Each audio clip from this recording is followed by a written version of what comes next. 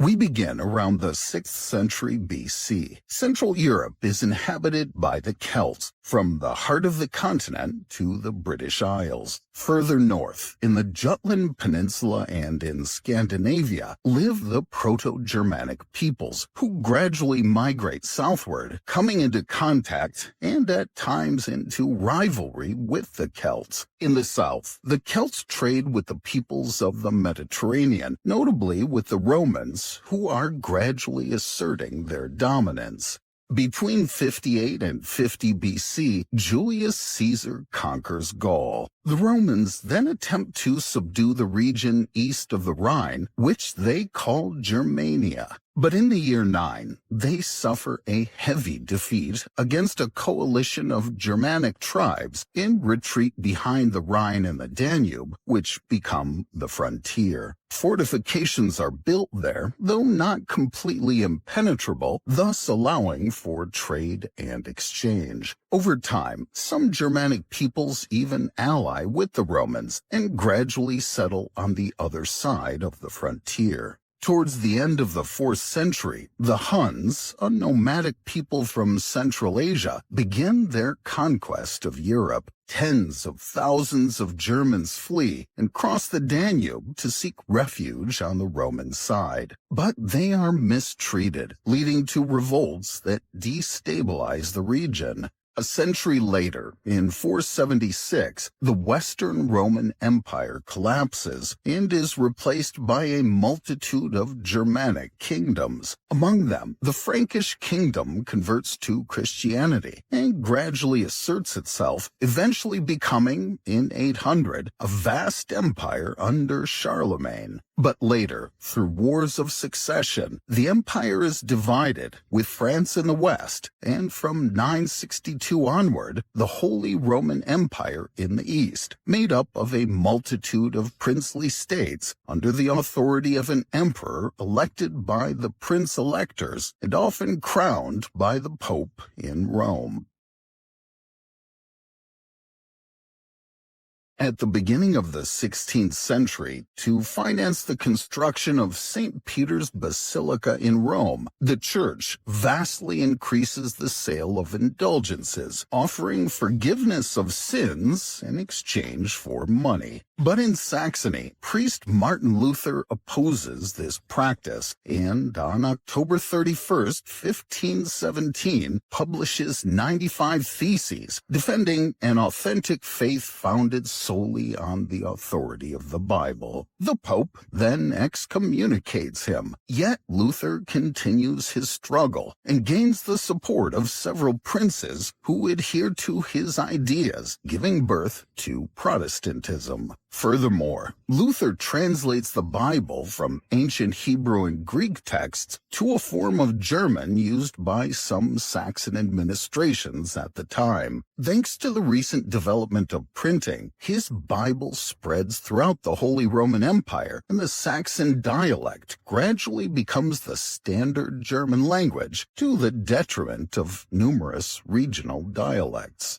In 1713, Emperor Charles VI of the House of Habsburg, also Archduke of Austria and King of Bohemia and Hungary, issues a decree to make his territories indivisible and to allow his daughter, Maria Theresa, to inherit the throne. He then spends much of his life securing recognition of this decree by European courts. Upon his death in 1740, Maria Theresa ascends to the throne, but is immediately challenged by the new King of Prussia, Frederick II, who invades the rich region of Silesia. France, Bavaria, and Spain see an opportunity to weaken the House of Habsburg and join Prussia. Meanwhile, Great Britain and the Dutch Republic, fearing excessive French domination, ally with Austria. After nearly 8 years of war, peace is signed. Austria renounces Silesia in exchange for the recognition of Maria Theresa as ruler of Austria and of her husband, Francis of Lorraine, as the new emperor of the Holy Roman Empire. In the following years, rivalry between France and Great Britain over colonies in North America escalates into open conflict. While Britain dominates the seas with its powerful Royal Navy, its army is no match for French forces, and King George II, who is also Elector of Hanover, fears losing his German territories. He therefore allies with Frederick II of Prussia to ensure his defense. France reacts by allying with its historic rival Austria, which still dreams of recovering Silesia. As Austria is already allied with Russia, Prussia finds itself encircled, and fearing a joint attack, Frederick II takes the initiative. On August 29, 1756, he launches the 7 Years' War by invading Saxony. His army advances into Bohemia, but is repelled into Silesia. In the west, the French army seizes Hanover, while in the east, Russian troops approach Königsberg. A brilliant strategist, Frederick II manages to repel each of the three armies separately, even though his forces are outnumbered in all three cases. The French are later expelled from Hanover by a German army financed by Britain. In the east, after finally joining forces, the Russian and Austrian armies prevail, but fail to exploit their victory and leave Berlin untouched. In 1762, Russia's Empress Elizabeth dies, and her successor, Peter III, an admirer of Frederick II, immediately signs a peace treaty. The following year, the war ends with Britain's victory, which has seized many French colonies, and with Prussia emerging as a formidable military power. Meanwhile, its neighbor, the Polish-Lithuanian Commonwealth, is weakened by internal unrest. Prussia, Austria, and Russia take advantage of the situation and organize a first partition of its territories, allowing Prussia to establish territorial continuity. In 1789, the French Revolution breaks out. At first, the European monarchies pay little attention, but the situation changes when King Louis XVI is arrested during his attempt to flee the country. Now, fearing for their own thrones, the monarchs declare their intent to restore the French king. War breaks out, and a Prusso-Austrian army enters France, but it is defeated by the revolutionaries, who, the next day, abolish the monarchy to establish a republic. The French armies then invade the Austrian Netherlands and the Dutch Republic. Weakened, Prussia signs a separate peace with France, preferring to focus on the Partition of Poland that is still taking place in the east. Austria, isolated, suffers defeats in northern Italy against the army of General Napoleon Bonaparte. The latter finally secures a peace treaty under which Austria cedes its territories west of the Rhine in exchange for much Venetian territory. In 1804, Napoleon is crowned emperor and, through a series of wars, asserts dominance over Europe. In 1806, he creates the Confederation of the Rhine under his protection, thus ending the Holy Roman Empire. In June 1812, he attempts to subdue Russia, but fails, losing most of his grand army. Prussia and Austria seize the opportunity to join the Sixth Coalition, which in October 1813 defeats the French in a major battle at Leipzig. The coalition then takes Paris, forcing Napoleon to abdicate. In Vienna, the victors meet for 9 months to redraw Europe's borders and restore monarchies. Russia, Austria, and Prussia seize numerous territories. Prussia notably receives industrial and coal-rich regions west of the Rhine, while the Confederation of the Rhine is replaced by the German Confederation under Austria's presidency. But though this treaty marks the victory of monarchies, the revolutionary period has sown liberal and nationalist ideas across Europe. In 1817, German students, disappointed by the Congress of Vienna, gather at Wartburg Castle, where Martin Luther had translated the Bible 300 years earlier, to demand liberal reforms and the unification of Germany into a single nation. Austria and Prussia, fearing for their thrones, tightened their control over universities and the press. Yet nationalist movements continue to grow, and in 1848, revolutions erupt throughout Europe. Within the German Confederation, the movement leads to the establishment of a national parliament in Frankfurt, which, after free elections, drafts a constitution aiming to create a unified German empire. But the project lacks support from both Prussia and Austria, and the parliament is eventually dissolved. The Austrian Empire, for its part, faces numerous uprisings, most notably the Hungarian Revolution. But the latter is finally crushed with the support of a Russian army. By clinging to its multi-ethnic empire, Austria is gradually sidelined from the German unification movement to the benefit of Prussia, where the new king, Wilhelm I, appoints Otto von Bismarck as minister-president. In 1864, following a succession dispute in Denmark, Prussia and Austria jointly invade the south of the country. But after their victory, they failed to agree on how to divide the conquered territories, leading to a short war between the two German powers. Austria and its allies are defeated. With the signing of the ensuing peace treaty, the German Confederation is dissolved in favor of the North German Confederation, led by Prussia. Meanwhile, the German states south of the Main signed defensive alliances with Prussia, effectively excluding Austria from the German world.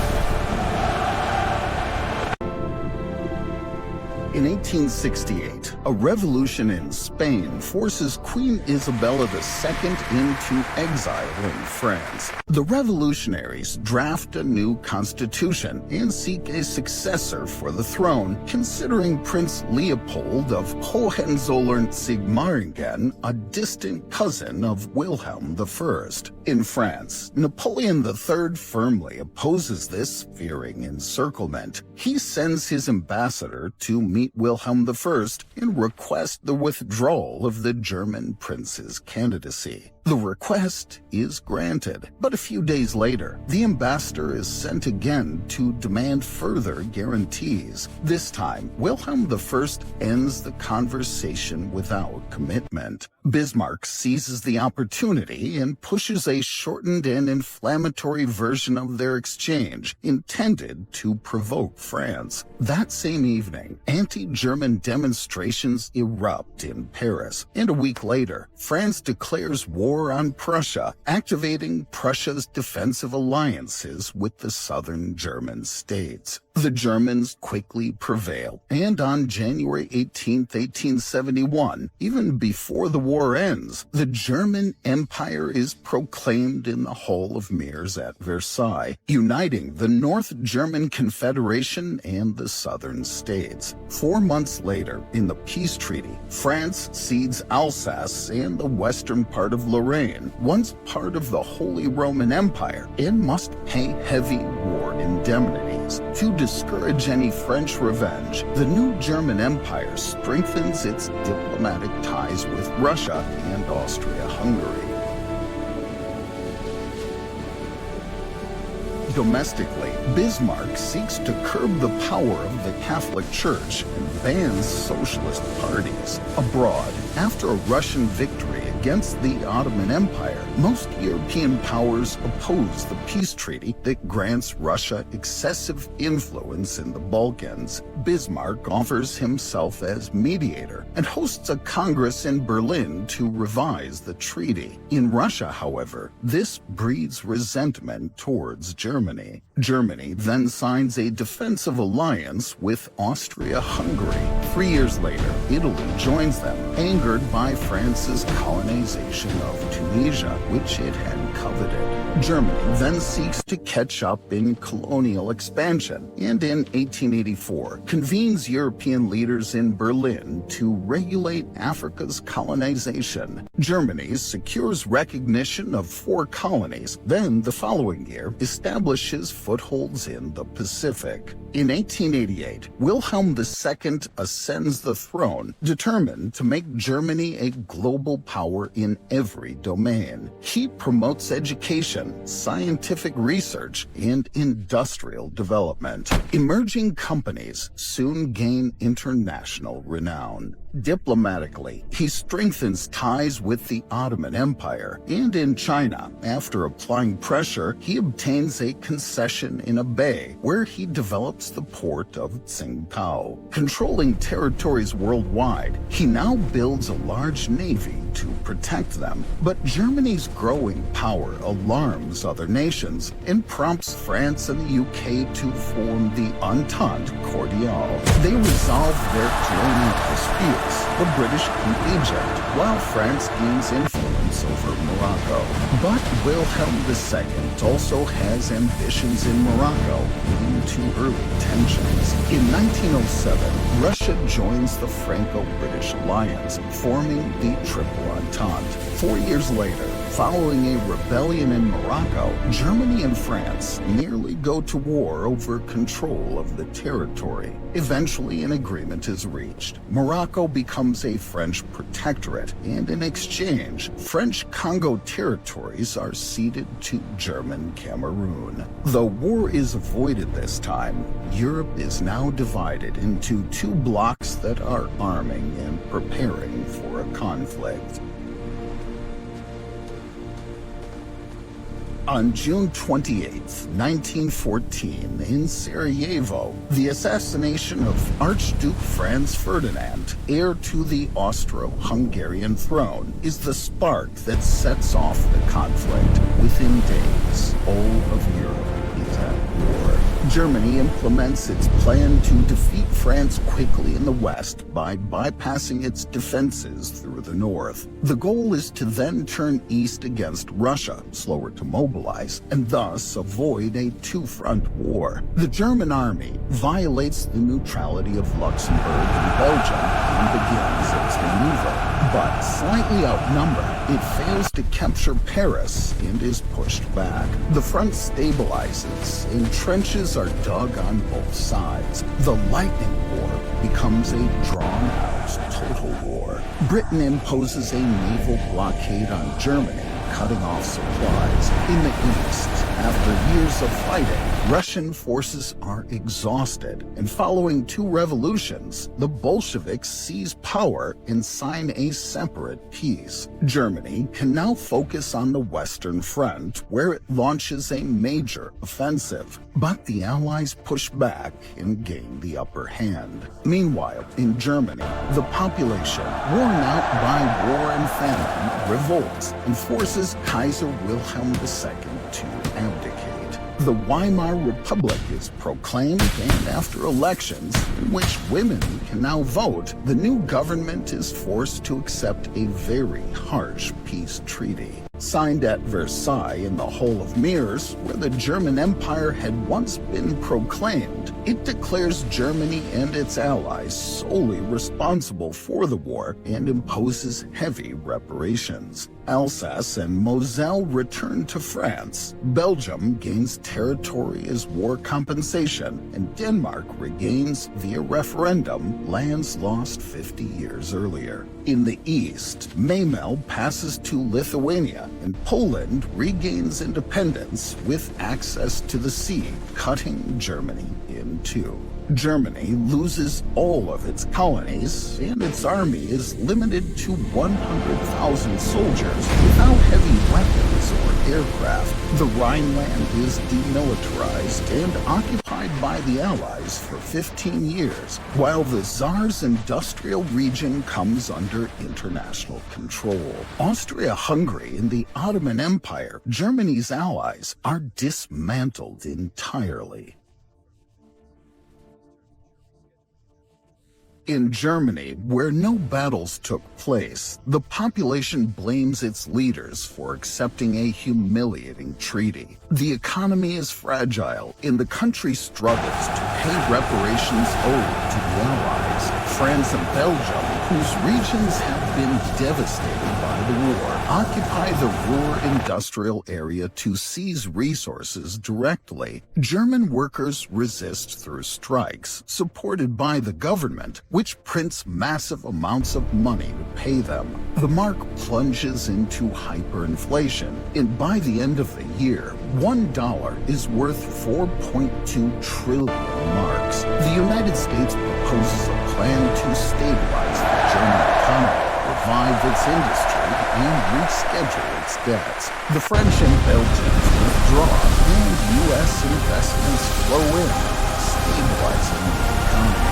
But in 1929, the Wall Street crash triggers a global economic crisis. The U.S. cuts off loans, and Germany's economy plunges again, with unemployment soaring. In the 1932 elections, traditional parties take the blame, which benefits the extremes. The NSDAP, the Nazi Party, wins, and its leader, Adolf Hitler, becomes chancellor. A month later, the parliament, called the Reichstag, is destroyed by arson. Hitler uses the event to suspend fundamental rights and consolidate his power. His paramilitary force, the SA, or Brown Shirts, 3 million strong, attacks communists, then targets other parties, which are ultimately banned. On the night of June 30th, 1934, Hitler orders the assassination of his rivals within the SA. Then, after the German president's death, he consolidates all powers and begins implementing his policies freely. He denounces the Treaty of Versailles, reinstates compulsory military service, and restricts Jewish rights, leading to regular attacks against them. Diplomatically, he allies with fascist Italy, with whom he intervenes in the Spanish Civil War, and draws closer to Japan, rising in Asia. In 1938, he annexes Austria with the support of a large part of the local population, and then demands the Czechoslovak territories inhabited by many Germans. Western powers, seeking peace, betray their Czechoslovak ally and allow the invasion. In exchange, Hitler promises not to make further territorial demands. Yet, the following year, he pressures Poland for more control of the Danzig corridor. This time, Britain and France announce they will defend Poland. Hitler then turns to the USSR, signing a non-aggression pact in which they secretly define spheres of influence in Eastern Europe. On September 1st, Hitler starts invading Poland. This time, France and UK declare war on Germany. But while German forces are concentrated in Poland, the Allies remain entrenched behind the Maginot Line, a solid system of fortifications in France. In the east, the USSR intervenes in Poland, which is defeated and divided. Germany then invades Denmark and Norway to secure its northern iron supply, before turning to the Benelux to bypass French defenses. The French and British armies intervene, but are repelled. The Germans capture Paris and obtain an armistice from Marshal Pétain. Hitler then attempts to invade Britain, but the island is firmly defended by the Royal Air Force and the Royal Navy. After subduing the Balkans, Hitler breaks his pact with the USSR and in June 1941 launches the largest military offensive in history against it. After months of advances, German forces are halted at the gates of Moscow just as winter sets in. Behind the front, Nazi militias massacre Jews and Bolsheviks, while across Europe, millions of Jews and other minorities die in concentration camps. In 1942, Hitler launches another offensive, this time targeting the industrial and oil-rich Caucasus region. At Stalingrad, fierce fighting ensues. The Soviets unexpectedly counterattack outside the city and encircle the 6th German Army, which surrenders 3 months later. From then on, the Soviets gain the upper hand and push Germany back. At the same time, the Allies expel German forces from North Africa and then land in Italy. As defeat looms, the US, UK, and USSR begin planning the post-war order. They agree to divide and occupy Germany, shifting its eastern border westward to benefit a reconstituted Poland. On June 6, 1944, the Allies land in Normandy, opening a third front. 10 months later, Berlin, where Hitler commits suicide, falls to Soviet forces.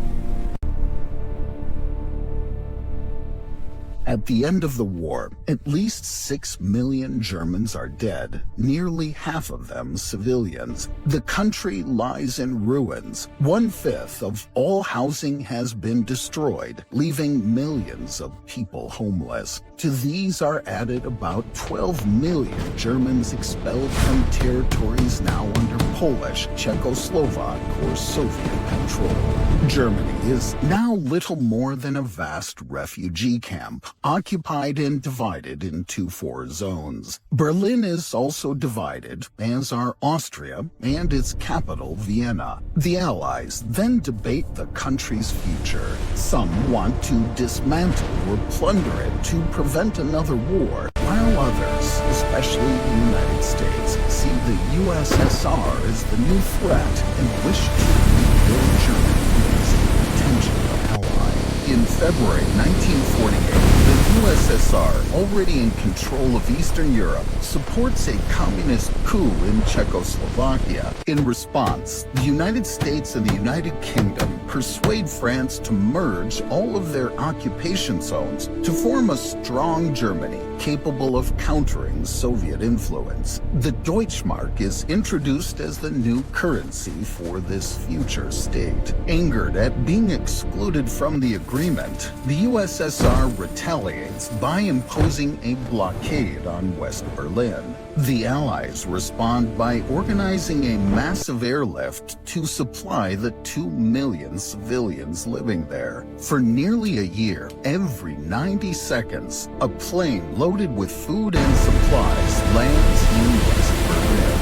On May 23, 1949, the Federal Republic of Germany, or FRG, is officially created, with Bonn as its provisional capital. On October 7th, the USSR responds by creating the German Democratic Republic, or GDR. Germany is thus divided by what is called the Iron Curtain.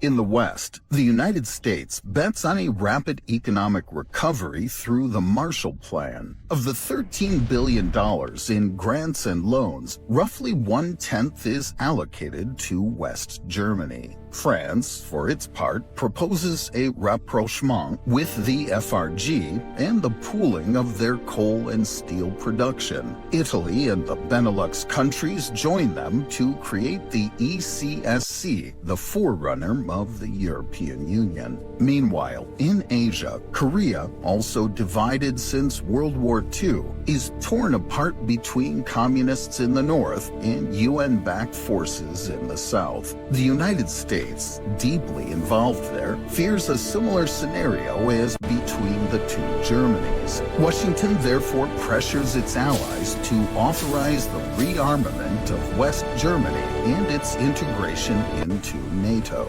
In 1955, the country joins the organization, officially ending the Allied occupation and placing the FRG under the military protection of other members. Just days later, the USSR retaliates by creating its own military alliance, the Warsaw Pact. Pact, to which East Germany is tied. In 1957, the ECSC members signed the Treaties of Rome, establishing the European Economic Community, and Euratom, notably aimed at creating a common market. West Germany, which only 10 years earlier was a shattered land, is now the world's second largest economic power behind the United States. In East Germany, however, economic conditions are harsher, pushing many Germans to flee to the west via West Berlin. To stop this exodus, during the night of August 12th to 13th, 1961, a wall is built dividing the city in two. In 1969, the new Chancellor, Willy Brandt, begins a policy of rapprochement with Eastern Europe. He becomes the first West German leader to visit Poland, where he apologizes for Germany's wartime crimes and officially recognizes the new border between the two countries. 2 years later, he normalizes relations with East Germany. Finally, in 1976, the Federal Republic participates in the first G7 summit, bringing together the world's major industrialized democracies. In 1985, in the USSR, Mikhail Gorbachev comes to power, inheriting a nation weakened economically and whose army is bogged down in Afghanistan. The situation worsens the following year with the Chernobyl nuclear disaster. He then launches a series of economic and political reforms. On the international stage, he adopts a policy of détente, and the Red Army will no longer intervene in Eastern Europe. He meets with West German Chancellor Helmut Kohl, and during their talks, the question of possible German reunification is raised. In 1989, Hungary and then Czechoslovakia opened their borders with the West, allowing East Germans new routes to reach the FRG. At the same time in East Germany's major cities, every Monday, mass demonstrations are organized demanding reforms and greater freedom. Weakened, leader Erich Honecker is forced to resign. A few days later, on November 9th, 1989, the Berlin Wall falls, and a massive celebration fills the city. The border between the two Germanys opens. In the following months, millions of East Germans go to the West. Helmut Kohl then begins negotiations to formalize German reunification. After the signing of a treaty in Berlin between the two German states, a meeting is held in Moscow with the 4 former victors of the Second World War to confirm the process. German reunification is officially completed on October 3rd, 1990.